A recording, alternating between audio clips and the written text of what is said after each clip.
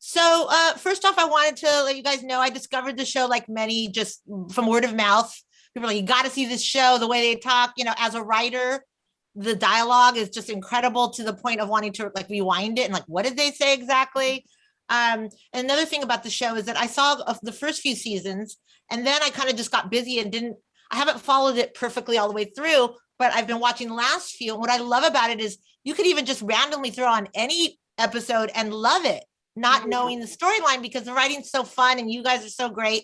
So, talking to some of the other castmates, they said most of your fan base are more about really like following your storylines and your arcs and your evolution.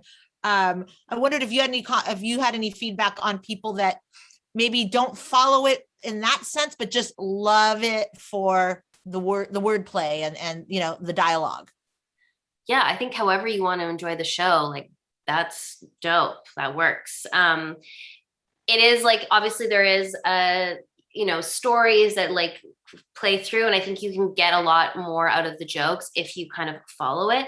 But at the same time, you can just pop in because each episode sort of exists as its own little story. Each episode is very specific. It's got its own vibe.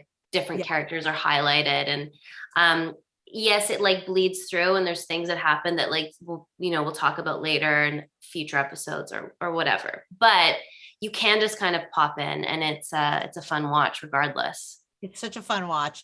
Let me ask you each about your individual characters. Nathan, the thing about Daryl that I think is really interesting is that he's like the butt of the joke a lot.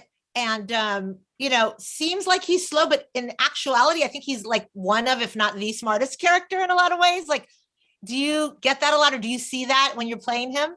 Yeah, I definitely see that. Because I think, yeah, I think on the surface, 100%, he is the butt of a lot of jokes because it's like a go home Daryl mentality. You know what I mean? It's Yeah. like, you're at the kitchen table. It's like, fuck off, man, go home. And so that those jokes do definitely skew more towards him being the butt of them, which is totally fine because I think Daryl's a little bit more comfortable or maybe not knowing about himself that he actually is kind of a smart guy and can sort of run with the best of them. But he also understands that it's love, when he's the butt of a joke, it's love from these people. It's nothing else other than that. And so I don't think he would take it as being the butt of a joke. I think he would take it as being able to round out a joke better. You know what I mean? So Yeah. instead of taking it in the negative sense, it's more like a no, this is good. I like if I wasn't here, this joke doesn't work type of thing, right? And so it's more maybe it's his head in the clouds type of deal, but I think he knows his worth and he knows that yeah, to round out a joke, sometimes you need to be the butt of that joke, and so he's willing to do that for sure. He's almost like in on it in a way. Like he almost it seems like he like not to get too deep, but like he almost appreciates it. That you know what I mean? Like Yeah, the cleverness of the joke and the dig. I think he appreciates that, and I think he would also really love the idea of knowing that that's going on, and maybe even just secretly in his own world being like, I know that joke is going on, and have a secret little Daryl smile to himself or something like that. So I do like that. I like that aspect of it. But again, if he needs to be the butt of the joke to make sure the joke gets rounded out, hell yeah, he's into it big time. Yeah, well, it really works. It's so enjoyable. And Michelle with Katy, and I'm sure you hear this a lot. I just love that she is so unapologetic. I think that the character of Katy is really like an empowered woman to the utmost. I mean, we could even just talk about like sexually, and Mhm. how culture nowadays really, you know, respects that, where maybe it didn't even when you guys started the show. Have you noticed that, like, that she's sort of been a figure for propelling like sexual empowerment for women? I mean, I don't know if she's been a part of propelling it. I think that socially, that's just the way that we were moving in general, because of a lot of incredible women out there doing work to change that, and supporters of women, whatever that is. But Jared and Jacob were kind of not ahead of the curve, but that was priority number one from day one. So we started filming in 2015, and it was like they wrote her very specifically, and with exactly what you said at the forefront. That's the Yeah. most important thing, because if she's coming across as being controlled or feeling lesser than, the whole dynamic of the show is off and wouldn't feel good. It would feel yucky because no one wants to see that.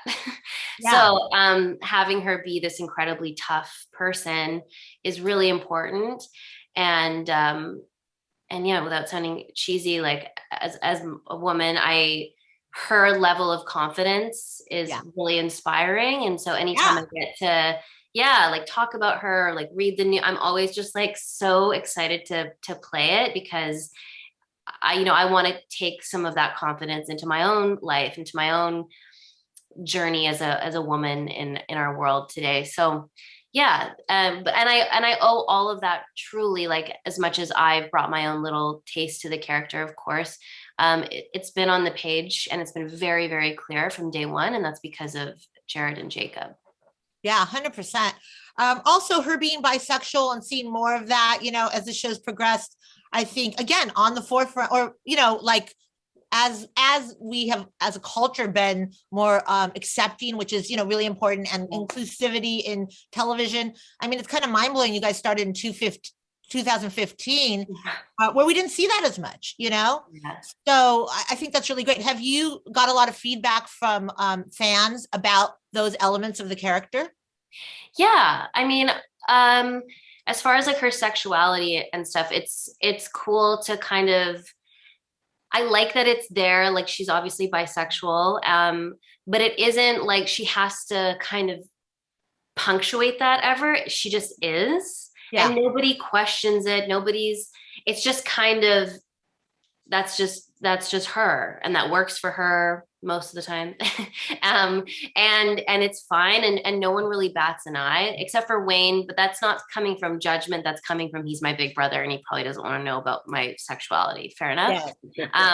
But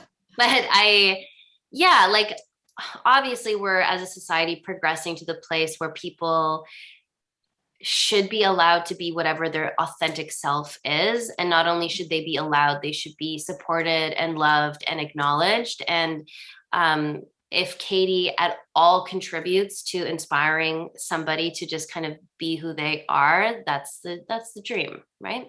Yeah, absolutely. And I think it does, especially, you being, stylish and attractive and all of these other things that I think it's just nice to see.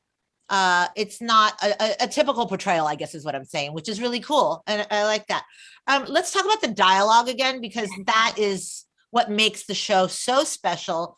Recently I had to do a speech, and I marvel at actors in general, and just how you guys, just in general on a normal show, memorize stuff. But this show, how do you do it? Do you have tricks? Like, there's so many words. Like, can you each kind of tell me how you tackle learning these scripts and memorizing all these words?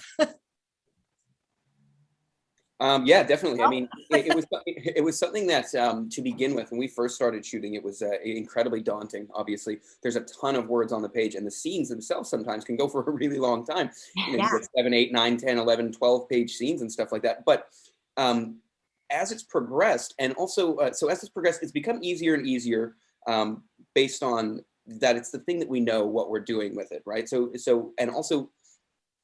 that helps, but the writing itself is so well put together that memorizing the things, it doesn't seem like memorizing anything really. It's just like, oh, this is the way you talk. And so it seems to flow a little bit easier because of the way that it's been written. So that's a huge one. Also, too, the comfort level that you get when you've been doing something for a long time becomes a little bit higher, confidence becomes a little bit greater. So it almost feels like second nature. Is it still daunting when you get, like for these last seasons that we got, you get a scene that's 12 pages long. It's just like, how the fuck am I going to do this? Are you kidding me? And but then you realize everybody's there to support you, and everybody is there to make sure that you are doing the best that you can do possibly. And everybody else is doing the exact same thing for everybody else. And so it just comes naturally like that. And again, the writing is such that it only lends itself to helping the actors out. And man, that's such a huge positive force in memorizing these lines, because we've worked on other things before. And Michelle, I'm sure you can attest to this. If there's something that's not written maybe the best, let's call it that, sometimes it's very difficult to memorize because you don't connect with the material as much either, So the fact that we can do that, oh man, it just makes it so much easier. So yeah, it's daunting, but over the years it's become easier and easier for sure. Mm-hmm. Michelle, what about you? Yeah, it's like something in my brain has just like flipped. I've got like a little area that's like Letterkenny area. And when I like get to Sudbury, that's like the only part that's working, you know? And so at first, when I would read the scripts, I was just completely overwhelmed and it would take me hours and hours. And now it's like anything, right? You get into a rhythm with something, you get to know the character, you get to know the vernacular, which is so specific, but now it's so ingrained that I just kind of tap into it quickly. And I think that's the same for all of us. Plus, we do rehearse together like before we start filming. So in the makeup trailer, as we're getting ready, we'll like run lines and make sure that the rhythm is working and everybody's on the same page. And it seems to be working pretty well. It does. Yeah. I mean, I think that's the thing. When you said rhythm is the perfect word, it's almost musical, you know? And Yeah. when I'm watching it, I'm like, oh, it's almost like when you like a rap song and you're trying to learn that rap song. Like sing You know? songy. Yeah, the rhythm, Mhm. I would guess that maybe the rhythm of the back and forth, like maybe helps your brain to retain it, maybe? Yeah, definitely. 100%. Yeah. Yeah, 'cause And I I was can trying to, like, hear, sorry, I didn't mean to no, cut go you. on.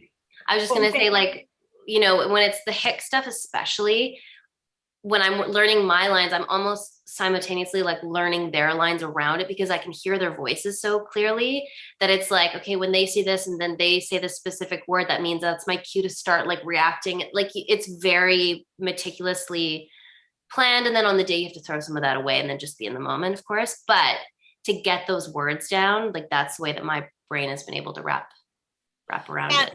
are there, you know, because like I said, sometimes something's so good. It's kind of like when I watch RuPaul's Drag Race. It's the same thing. They say such clever quips that sometimes I'm like, I gotta remember that because I'm a Yeah. writer, right? So I'm like, oh, I want to use that wordage, that whether it be puns or alliteration or just like you know, synonyms for words that you never thought of.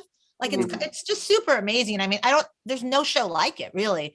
Do you guys get to play with that a bit? I know that the writer really, you know, writes it, but do you guys get to improvise a little bit on that as well?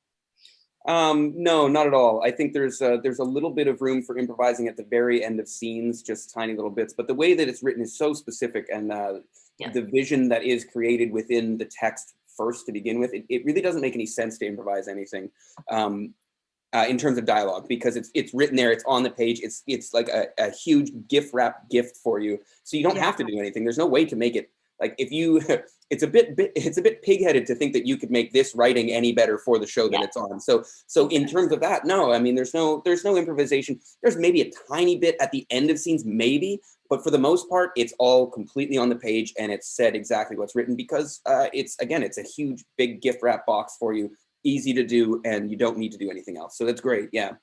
Yeah. Are you guys both from Canada originally? Yeah. Yes. So I'm in LA here. You know, I've seen a few shows that are based in Canada. This one is really about the small town life. Is this, maybe it's a dumb question, but are there people that really act and talk like this? Or is this just another crazy universe that, you know, was conjured for the show? I mean, I think there are definitely exaggerations to an extent, but to be honest, when I grew up on the West Coast, and so this is very rural Ontario, hockey culture, which I wasn't super familiar with. But we had like skids at our high school that were like dancing at the smoke pit, which I'm like, is that just a weird coincidence or is that like everywhere? And then the longer I've been on the show and the more people we've met, and even when we're down in the States on tour, it's like you meet people and you're like, oh my God, you seem like a character on Letterkenny. And I don't know if they're just putting that on or that's just them. Either way, it's cool. Like I think it resonates with people a lot more than I first had anticipated because it's like you never know and you're like these are characters, yada yada, but yeah, I mean there is definitely some specific Canadian isms that and ways of life that we show that I think do truly exist, especially in like prairies, northern Ontario, like the rural communities, even small town BC. So yeah. Yeah. Okay, they're telling me I have 2 minutes left here. So for my last couple questions to you guys, you know, obviously you're doing these junkets for the new season 10, which is now on. For people that maybe are diving in now, how would you describe, you know, where the show is at right now? and what we're going to get from this new season? I think we're going to get a lot of camaraderie in this new season, and I think there's going to be just jokes upon jokes upon jokes, and a lot of good times. I mean, there's just a ton of what people come to expect from Letterkenny.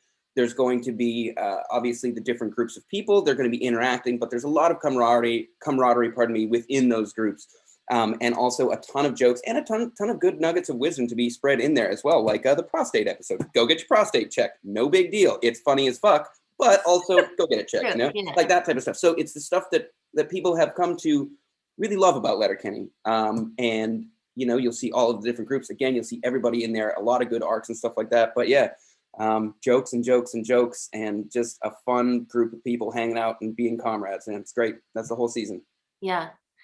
Yeah. I mean, I think what's really cool about Letterkenny is as much as it's quite topical. So there, we do make comments on what's going on currently in society. Like we have an episode this season about VidVoc, which is like a take on TikTok and social media and getting like social media famous or whatever. It's not too on the nose, and it's not kind of trying to like teach you a lesson.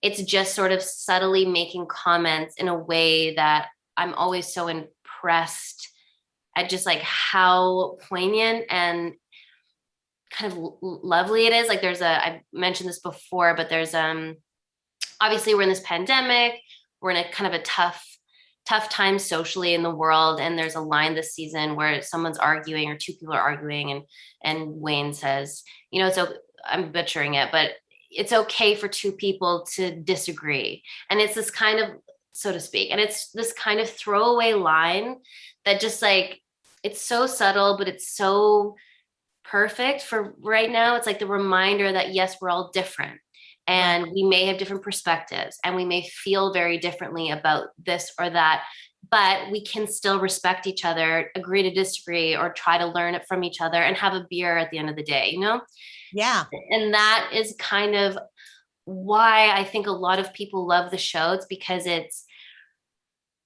like trying to represent what we all could be, which is just a little bit more united.